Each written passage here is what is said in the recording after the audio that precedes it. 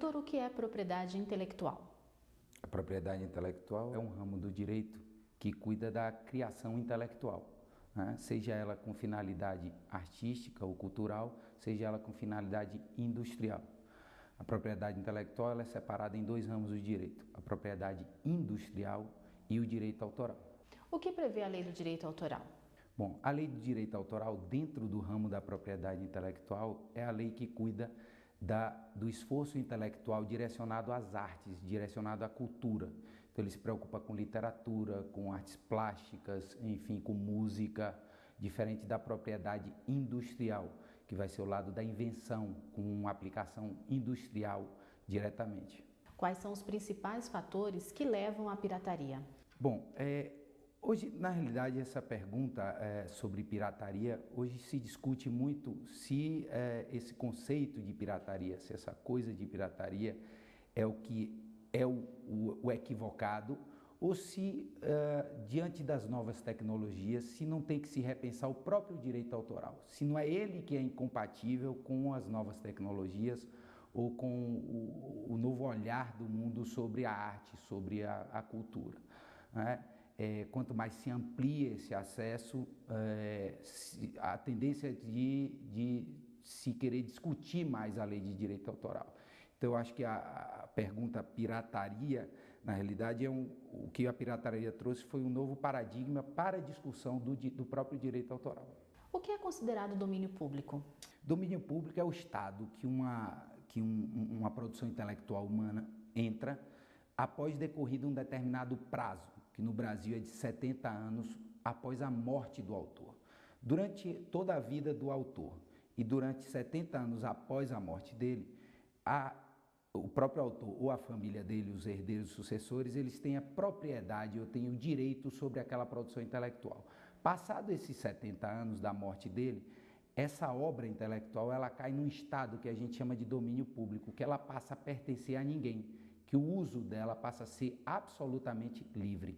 As novas tecnologias, elas são consideradas vilãs para a pirataria? Poderia dizer que sim. A facilidade hoje que se tem de troca de arquivos e de cópia é o grande vilão do direito autoral. Mas eu repito que, na realidade, isso trouxe muito mais do que simplesmente prejuízo.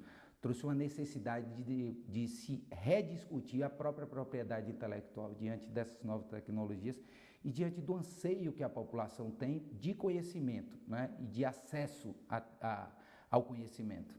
Doutor, existem ações ou acordos contra a pirataria no Brasil? Existe uma comissão no Ministério da Justiça dedicada ao estudo, dedicada ao combate à pirataria, né? Existem organizações que se preocupam com essa questão no Brasil. Isso no Brasil hoje, apesar de ser da pirataria ser grande ainda, mas o combate hoje em dia é cada vez maior também. O senhor poderia apontar um ponto, assim, uma característica onde a fiscalização ela poderia ser mais eficaz no combate à pirataria? Como eu te disse, eu entendo que, na realidade, a pirataria ela não é o grande mal, né? Eu tenho até uma posição meio controvertida sobre esse assunto.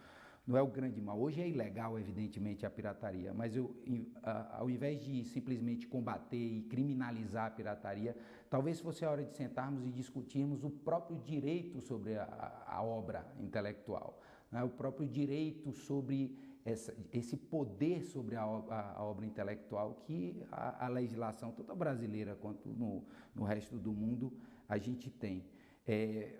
Países, por exemplo, como a Noruega, hoje se debruçaram sobre uma discussão muito mais, digamos assim, mais moderna sobre esse assunto e discutem até propriamente a propriedade, dizer assim, olha, será que está certo isso? Será que esse paradigma que foi construído há 100 anos atrás ainda serve no mundo que a gente vê hoje, né?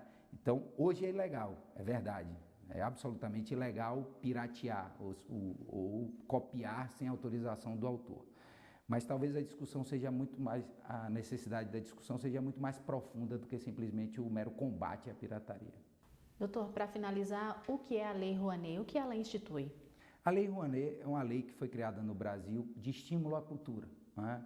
As empresas, a iniciativa privada que pretende investir em cultura, né, aportar recursos na cultura, ela tem um benefício fiscal por esse aporte. Então, ela financia o filme, financia a obra intelectual, né, financia a cultura e tem um benefício fiscal por trás, ou seja, em decorrência desse aporte que ele faz na cultura.